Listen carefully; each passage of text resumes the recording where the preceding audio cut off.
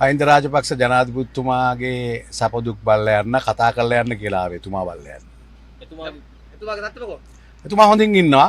හැමදාම ඉතින් කවුරු කාටත් එක්ක බොහොම සුවදව කතා කරපු ඉතාමත්ම හොඳ නායකයෙක් මහින්ද රාජපක්ෂ ජනාධිපතිතුමා කියලා කියන්නේ.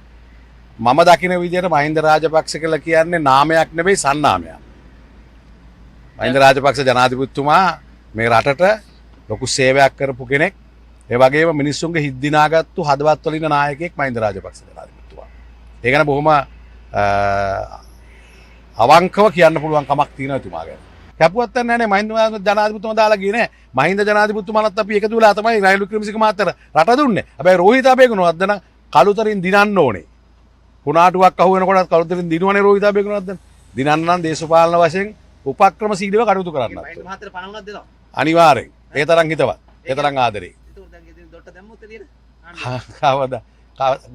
මහින්ද ජනාධිපතිතුමා මේකෙන් එළියට දැම්මොත් මේ රටේ මිනිස්සු ඉන්නවා මහින්ද ජනාධිපතිතුමා වෙනුවෙන් කොහොම හරි රුපියල් හරි එක්කව කරලා ගයක් හරි හදලා දෙන්න. தலைமையில் யாழ்ப்பாணத்திலே நடைபெற்ற மாவட்ட ஒருங்கிணைப்பு குழு கூட்டத்திலே தமிழ் மக்களினுடைய அபிலாஷைகளுக்கு முரணான எதிரான பல விடயங்கள் கதைக்கப்பட்டிருக்கிறது.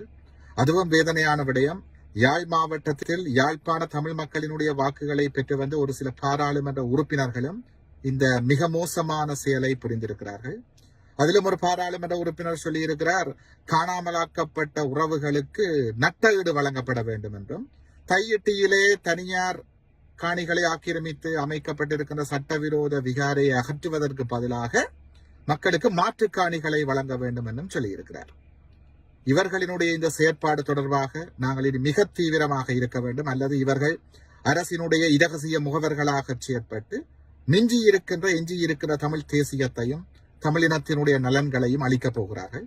இவர்களுக்கு நாங்கள் தெரிவிக்க விரும்புகின்ற விடயம் என்னவென்றால், காணாமலாக்கப்பட்ட உறவுகளினுடைய அவலங்களோ வலிகளோ கோரிக்கைகளோ வேணவாக்களோ உங்களுக்கு தெரியாவிட்டால் நீங்கள் அமைதியாக இருங்கள்.